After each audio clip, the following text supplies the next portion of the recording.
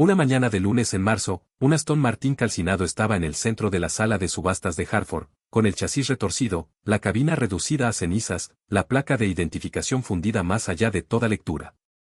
La puja de apertura era de $200. 72 coleccionistas estaban en esa sala. Ninguno levantó la mano. Pasaron junto al coche como se pasa junto a algo ya muerto. Solo un hombre se detuvo. 29 años, camisa de franela, grasa de motor aún oscura en sus manos por un trabajo que había dejado a las 5 de la mañana para conducir 3 horas hasta aquella sala. Se paró frente a ese destrozado durante exactamente 15 segundos y no dijo nada. Luego levantó la mano. No vas a creer lo que él vio dentro de ese destrozado al que 72 expertos ya le habían dado la espalda. El edificio de Vane Prestige Auctions en el borde este de Hartford era el tipo de lugar diseñado para que ciertas personas se sintieran cómodas y todos los demás, fuera de lugar. Los pisos eran de hormigón pulido sellado hasta lograr un brillo de espejo. La iluminación era el cálido ámbar de los vestíbulos de hoteles caros, y las sillas dispuestas en filas para la sesión de la mañana eran de esas plegables acolchadas que cuestan más por unidad que lo que la mayoría de la gente gasta en una semana de almuerzos de trabajo. Charlotte Vane se movía por el espacio como siempre lo hacía, sin prisas, vestida con precisión con una chaqueta de carbón sobre pantalones de lana pizarra, un solo anillo fino en la mano derecha, su cabello oscuro recogido con la especie de pulcritud sin esfuerzo que lleva años de práctica. Había dirigido Vane Prestige durante 11 años. Conocía su sala. Conocía a sus compradores. Y cuando el catálogo llegó al lote 47, el Aston Martin quemado recuperado de una liquidación de almacén en Pensilvania, ya sabía que era un artículo de limpieza, el tipo de montón de responsabilidad que se mueve rápido y se olvida más rápido. Su tasador, Patrick Hallis, había visto las fotografías 3 semanas antes y había dado su veredicto sin salir nunca de su oficina, un DB6 de 1967, con graves daños por incendio, sin valor recuperable, venderlo por peso de chatarra y cerrar el expediente. Charlotte había fijado la apertura en $200, no porque creyera que alguien iba a pujar, sino porque el papeleo exigía un número. Adrián Kellner, sentado en la tercera fila con su traje azul marino, su Patek Philippe y sus 30 años coleccionando automóviles europeos, se había inclinado hacia su asistente cuando sacaron el lote y dijo, en voz lo suficientemente baja como para que pareciera discreta, que no era más que hierro chamuscado y que no pagaría a un mecánico para que se lo llevara. La sala estuvo de acuerdo sin decir nada en absoluto. Mason J. había conducido hasta Hartford desde su taller en el extremo sur de la ciudad, un garaje de un solo hueco que estaba detrás de una gasolinera desmantelada en una calle a la que el dinero del desarrollo aún no había llegado. Llevaba despierto desde las 2:30 de la madrugada, hojeando el catálogo de la subasta en una tableta agrietada apoyada contra su caja de herramientas. Casi había pasado de largo el lote 47, como más tarde todos pasarían junto al coche, pero algo lo detuvo. La fotografía era mala, subexpuesta, tomada en un ángulo que comprimía las dimensiones del coche, pero Mason había crecido aprendiendo a leer los autos como otros niños aprenden a leer palabras. Su padre, un pintor de la línea de montaje de la fábrica de Aston Martin en Newport Pagnell, Inglaterra, había llevado al joven Mason por el piso de producción los sábados y le había enseñado a identificar los modelos solo por la proporción, por el ángulo de la línea del techo, por la relación entre la distancia entre ejes y el ancho de la carrocería. De pie frente a la foto del catálogo a las 2 de la mañana, Mason notó algo que no debería estar ahí.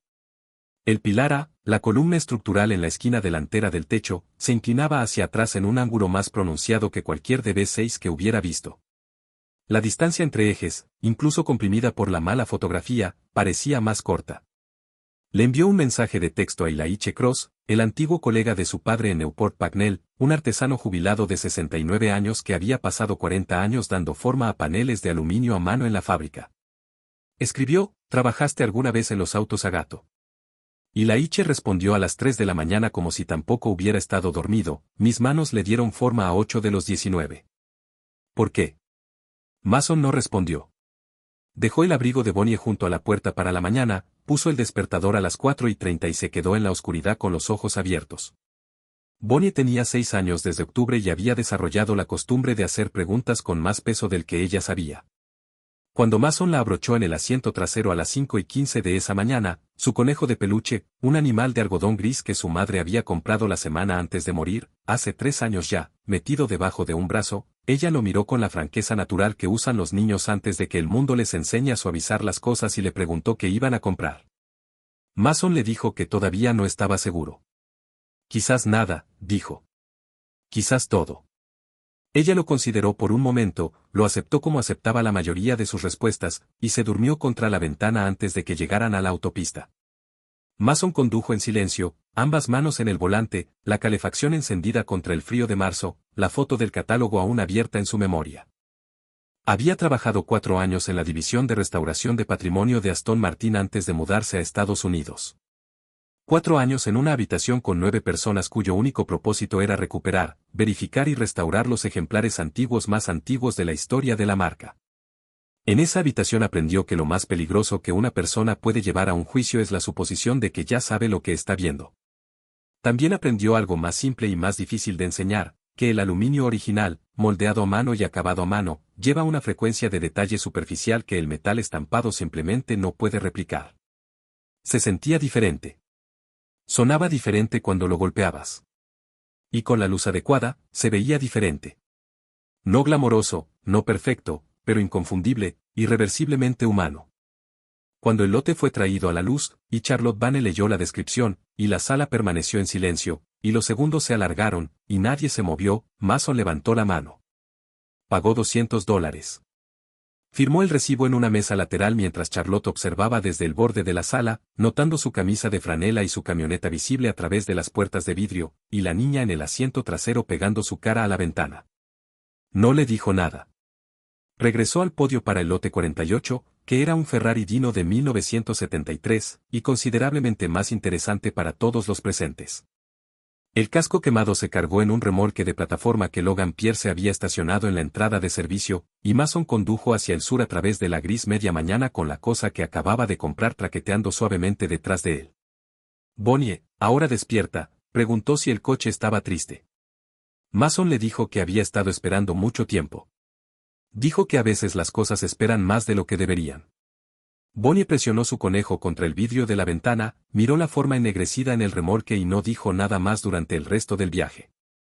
El garaje del extremo sur tenía luces fluorescentes que Mason había reemplazado 2 años antes con paneles de halógeno de 5000 Kelvin, no por ambiente, sino por precisión. El tipo de luz que mostraba las superficies metálicas como realmente eran, no como el ojo quería que fueran. Metió el coche en el centro del hueco sobre un carrito rodante, lo colocó debajo de las lámparas e hizo algo que a Logan le resultó difícil de ver. Se sentó en un cubo volcado a 4 pies de distancia y simplemente lo miró durante 5 minutos completos sin tocar nada. Logan se paró cerca de la pared con los brazos cruzados, como siempre hacía cuando Mason estaba leyendo algo que aún no entendía.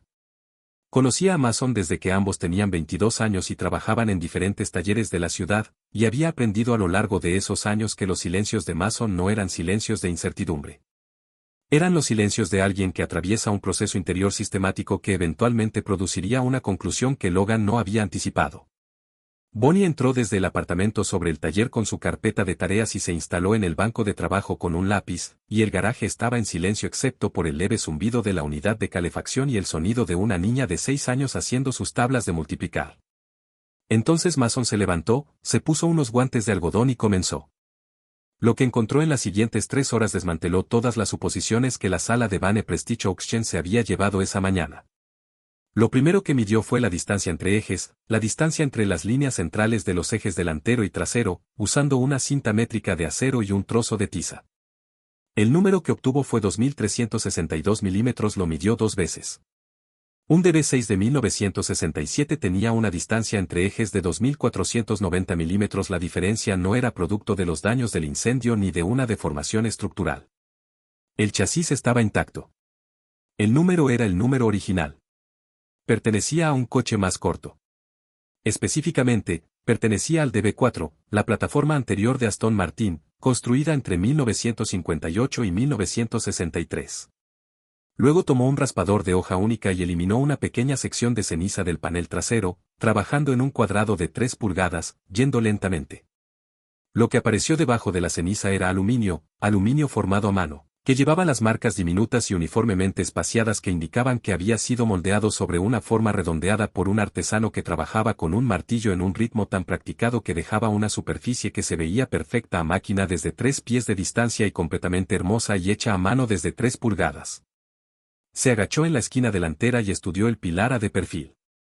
Se inclinaba hacia atrás en un ángulo que ningún DB6 había usado nunca.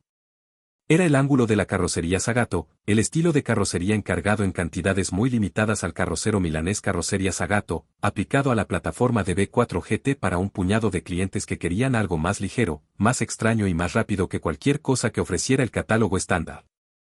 Se metió debajo del coche con una linterna. El chasis era de construcción de tubo de acero de sección pequeña, no la escalera de acero prensado más ancha del DB6, sino el armazón estrecho y elegante del chasis original del DB4 GT. Salió y se quedó muy quieto por un momento. Luego se movió hacia el cortafuegos, la partición de acero entre el compartimento del motor y la cabina, y comenzó a eliminar los depósitos de carbono con un cepillo de latón fino, trabajando en pequeños círculos, paciente y metódico, hasta que el cepillo encontró el borde de los caracteres estampados en el propio acero. Trabajó durante 40 minutos. Cuando se apartó, lo que era visible en el cortafuegos, parcialmente oscurecido pero legible para cualquiera que supiera lo que buscaba, era una secuencia, DB4/GT/0180/A.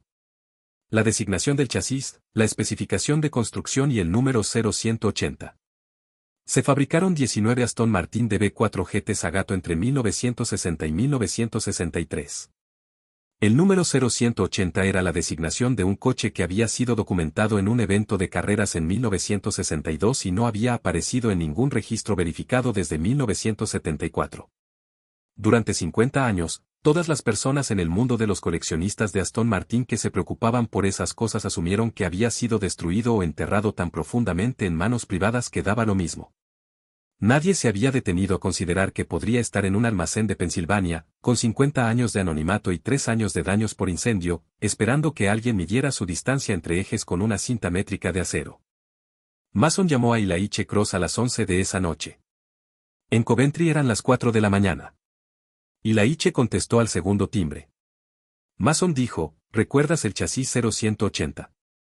Hubo un silencio en la línea que duró lo suficiente para que Mason comprobara que la llamada seguía conectada. Luego escuchó al anciano exhalar lentamente, ese particular suspiro de quien deja algo que ha estado cargando durante mucho tiempo, y decir muy quedamente, Dios Todopoderoso. Los 5 días siguientes fueron el tipo de trabajo para el que Mason había sido entrenado y que no había hecho a esta escala desde que dejó Newport Pagnell. Empezaba a las 5 de la mañana y terminaba cuando Bonnie se dormía en la esquina del garaje en una cama plegable que había instalado exactamente para ese propósito. Su conejo sobre su pecho, su tarea hecha con lápiz en el banco de trabajo. El desmontaje era conservador, no estaba reconstruyendo el coche. Lo estaba descubriendo como un arqueólogo que remueve la tierra en lugar de excavarla. Usaba aire comprimido a baja presión, cepillos de cerdas naturales y un limpiador patentado apto para aluminio que había traído de Inglaterra hacía 6 años y que racionaba cuidadosamente desde entonces. No usaba remove de pintura. No usaba ácidos. No usaba nada que pudiera alterar o consumir el registro superficial del propio metal. Trabajaba con la misma quietud deliberada que usaba para todo lo que importaba. Y cuando Logan llegaba por las mañanas, encontraba el garaje ya iluminado y a Mason ya agachado junto al coche en el círculo de una sola lámpara de trabajo, moviendo el cepillo en arcos cuidadosos no más anchos que su mano. Día tras día, la forma real del coche emergía de las cenizas. Los cuartos traseros, que habían estado protegidos de lo peor del incendio del compartimento del motor por el volumen de la estructura de la cabina, aparecieron en condiciones excepcionales, la superficie de aluminio limpia, el abollado manual claramente visible. El contorno específico de Zagato de los ancas traseras inconfundible una vez que se eliminó el hollín que los oscurecía. El capó era una historia más difícil. El fuego había comenzado en algún lugar debajo de él, y el calor había sido más concentrado allí, pero incluso los paneles deformados conservaban en su estructura subyacente la evidencia que Mason necesitaba. No buscaba la perfección, buscaba el origen. El bloque del motor en sí estaba más allá de toda recuperación, fusionado y agrietado por el calor extremo, pero Mason no necesitaba el motor para establecer la identidad del coche. Al segundo día, mientras documentaba el bloque antes de dejarlo a un lado, encontró 2 dígitos aún legibles en la fundición en un hueco protegido, 8 y 0, coherentes con los 2 últimos caracteres del chasis 0180. Los fotografió desde 4 ángulos y no le dijo nada a Logan, que estaba mirando, hasta que hizo los cálculos 2 veces en su cabeza y estuvo seguro de que la posición de los dígitos en la fundición coincidía con la convención de numeración de Newport Pagnell para la serie de B4 GT. Al tercer día, realizó una videollamada con Ylaiche Cross, sosteniendo la cámara de su teléfono para que el anciano viera cada detalle de la superficie que pidió ver. Ylaiche lo dirigió con la precisión de alguien que sabía exactamente lo que buscaba y por qué. Le pidió a Mason que fuera al borde de la puerta trasera del lado del pasajero y encontrara el borde de arrastre. Ylaiche lo dirigió a un contorno elevado específico allí, una ligera curva hacia afuera, tan sutil que una persona que no supiera que estaba allí no la notaría, pero lo suficientemente distintiva para que la persona que la puso allí la reconociera por el resto de su vida. No servía para ningún propósito aerodinámico o estructural. Existía porque el artesano que había golpeado ese panel hasta darle forma en una tarde particular de 1961 había tomado una decisión de una fracción de milímetro con su martillo al final de un largo día, un pequeño ajuste improvisado que se había convertido, para cuando el panel fue ajustado, simplemente en parte del coche. Ylaiche dijo, con una voz que se había vuelto muy queda, yo puse eso ahí. Tenía la ampolla en el pulgar esa semana por el día anterior. Lo recuerdo porque pensé en ello cada vez que sujeté el martillo durante los 3 días siguientes. Mason le preguntó si estaba seguro. Ylaiche dijo que tenía 69 años y que la memoria de sus propias manos era lo único que no había perdido. Al quinto día, Mason terminó de limpiar el cortafuegos y confirmó la marca completa del chasis. Esa misma noche, redactó un correo electrónico a Diane Ashworth, la directora del Aston Martin Heritage Trust en Newport Pagnell, adjuntando 47 fotografías y un relato escrito de cada medición, análisis de materiales y detalle de identificación que había documentado durante 5 días y 4 noches. Lo envió a las 2:14 de la madrugada. Luego se sentó en el suelo de hormigón de su garaje, junto al cuerpo lentamente revelado del Aston Martin superviviente más importante del mundo, y comió un sándwich y pensó en su padre. Entre el quinto y el 10º día, Mason también tuvo que manejar el papeleo. En la mañana del 6º día, llegó una carta del bufete de abogados que representaba a Vane Prestige Auctions.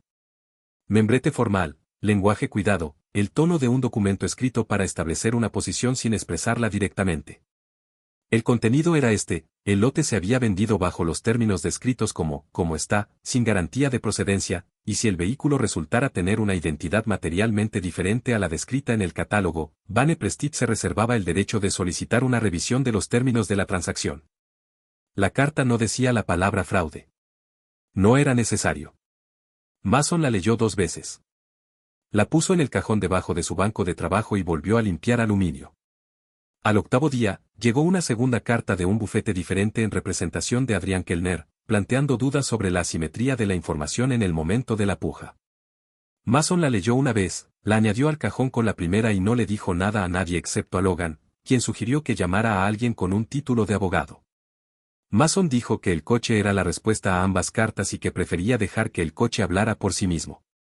La lógica era correcta. Había pagado el precio de salida bajo los mismos términos disponibles para todas las personas en esa sala. No había obtenido ninguna información que se hubiera ocultado a los otros postores. Simplemente había leído lo que había para leer para cualquiera que estuviera dispuesto a mirar. Para cuando llegó la respuesta de Diane Ashworth, 6 días después, la situación ya había comenzado a moverse de maneras que Mason no había controlado por completo. Logan Pierce, que había estado presente durante la mayor parte del trabajo y que tenía una cámara en el teléfono y una tendencia a la documentación que Mason toleraba porque Logan era irreemplazable en otros aspectos, había publicado un clip de 6 segundos sin título, solo la imagen del coche bajo las luces de halógeno después de la limpieza. La carrocería de aluminio brillando suavemente dorada. La silueta Zagato inconfundible para cualquiera que la conociera. No había identificado el coche. No había dicho nada en absoluto. En 6 horas, fue visto 2 millones de veces, compartido extensamente en comunidades de coleccionistas, e identificado por al menos 4 especialistas en Aston Martin que dejaron mensajes urgentes y cada vez más frenéticos en la línea del taller de Mason, a los que Mason no respondió. El ruido también llegó a Charlotte Vane a través de un corredor llamado Jason Webb, que la llamó a su escritorio y le preguntó, en un tono cuidadosamente calculado para sonar casual, si le preocupaba la gestión del lote 47. Charlotte le dijo que la venta se había completado bajo los términos estándar y que no le preocupaba nada. Después de colgar, miró la fotografía en su pantalla durante mucho tiempo. Tenía la evaluación de Patrick Hallis en sus archivos, DB6, daños por incendio, sin valor recuperable. Había confiado en esa evaluación porque había confiado en Patrick Hallis durante 15 años. No había ido ella misma al almacén de Pensilvania.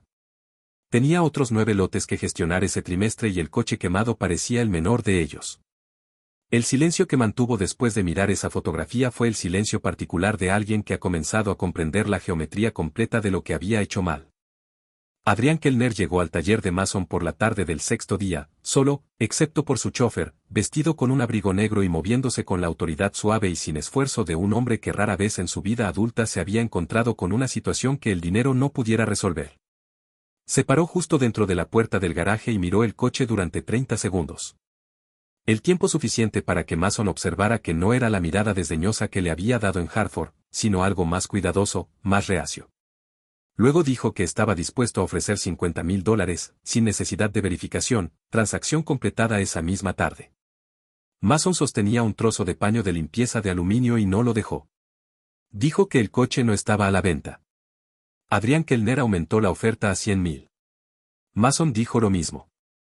Adrián miró a su alrededor, el garaje de un solo hueco, el desagüe del piso agrietado, la cama plegable en la esquina con el conejo de peluche de una niña, y dijo que $100,000 era una cifra seria para un taller como ese. Mason se volvió y lo miró con la especie de firmeza que es más difícil de mantener que la ira, y dijo que Adrián había estado a 3 pies de este coche en Hartford y había decidido que no valía nada, que la decisión se había tomado y la transacción se había completado, y que podía marcharse si quería. Adrián Kellner no estaba acostumbrado a que lo despidieran hombres en camisas de franela en garajes de un solo hueco, pero tenía suficiente experiencia con cierta calidad de negativa para reconocer que esta en particular no era negociable. Se fue. Bonnie, que había estado mirando desde las escaleras del apartamento con su conejo, le preguntó a su padre quién era ese hombre. Mason dijo que era alguien que había aprendido demasiado tarde a mirar con más cuidado.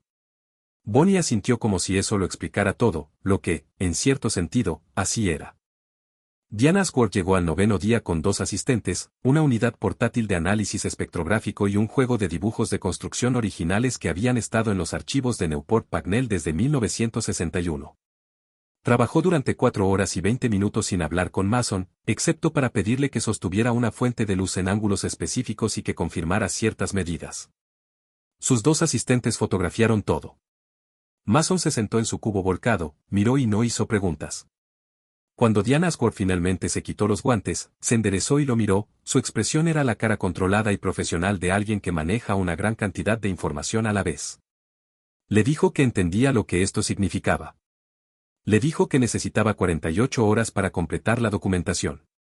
Le dijo que no hiciera declaraciones públicas. Mason dijo que no había hecho ninguna hasta ahora. Ella dijo que era consciente de eso y que era una de las razones por las que estaba allí. Se fue con sus asistentes y su equipo, y el garaje se sintió muy tranquilo después de que se fueron. Logan, que había estado sentado en un taburete en la esquina con los brazos cruzados durante las 4 horas, exhaló lentamente y no dijo nada durante un rato. Luego dijo, Mason. Y Mason dijo, lo sé. Bonnie bajó del apartamento con 2 tazas de chocolate instantáneo, una para cada uno, las puso en el banco de trabajo y volvió a subir a ver la televisión. Logan cogió su taza, miró el coche y movió la cabeza lentamente como hace la gente cuando se queda sin palabras para algo. En la mañana del 10º día, Eli Cross llegó al aeropuerto Bradley con un billete de ida desde Birmingham, Inglaterra, empujando una pequeña maleta con ruedas a través de la puerta de llegadas con la lentitud deliberada de un hombre de casi 70 años para quien los aeropuertos nunca habían sido cómodos. Mason no le había pedido que viniera. Nadie lo había hecho. El anciano había reservado el vuelo 2 días después de su videollamada sin previo aviso y envió un solo mensaje de texto que decía, voy a verlo. Mason estaba en la zona de llegadas y lo vio pasar a través de las puertas de vidrio y pensó en cómo la persona que había dado forma a los paneles de este coche 63 años antes había volado a través del Atlántico por su cuenta, sin invitación, porque la idea de no volver a ver el coche con sus propios ojos no era algo que estuviera dispuesto a aceptar.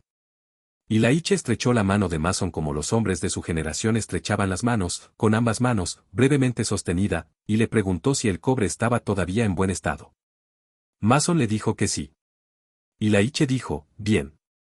Cogió su bolsa y eso fue la suma total del sentimiento que ninguno de los dos expresó sobre la situación durante el resto del viaje de regreso a Hartford. Charlotte Vane llegó al garaje el 13º día, y vino sola, sin abogado, sin asistente. Sin la autoridad estructurada de la casa de subastas que enmarcara su presencia, estacionó un sedán gris oscuro en la calle, entró y se paró cerca de la entrada y miró el coche durante mucho tiempo sin hablar. La carrocería de aluminio estaba ahora completamente limpia.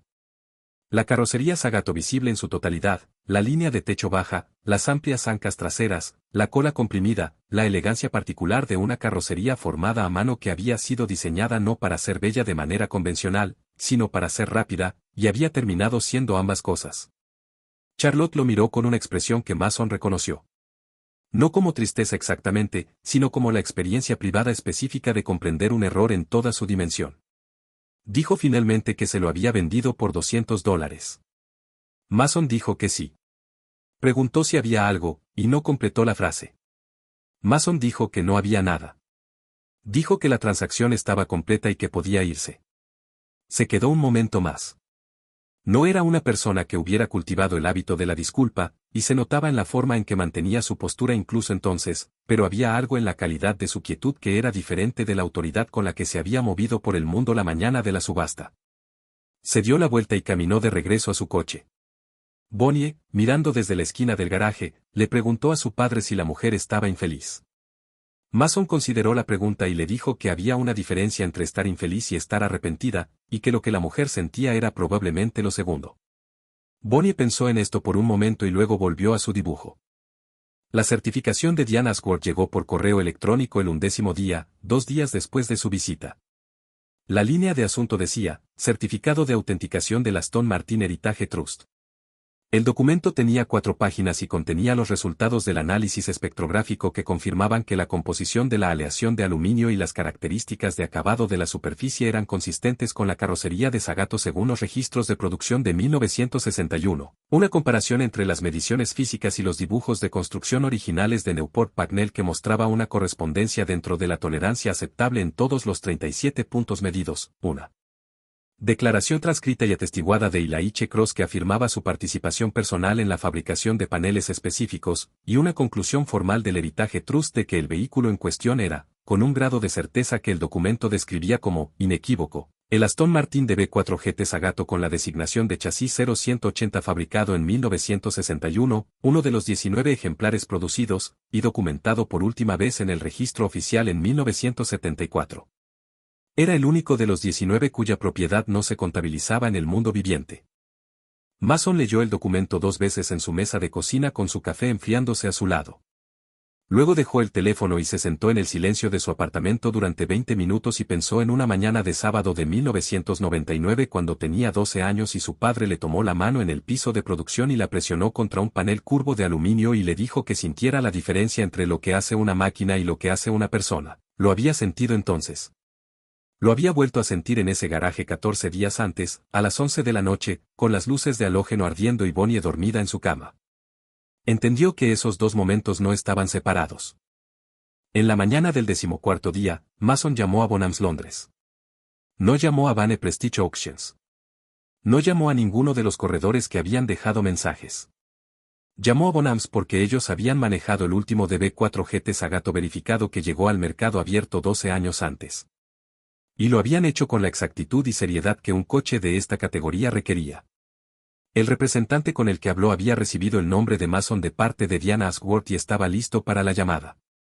Mason envió la certificación completa del Heritage Trust junto con su paquete de documentación mientras todavía estaban al teléfono.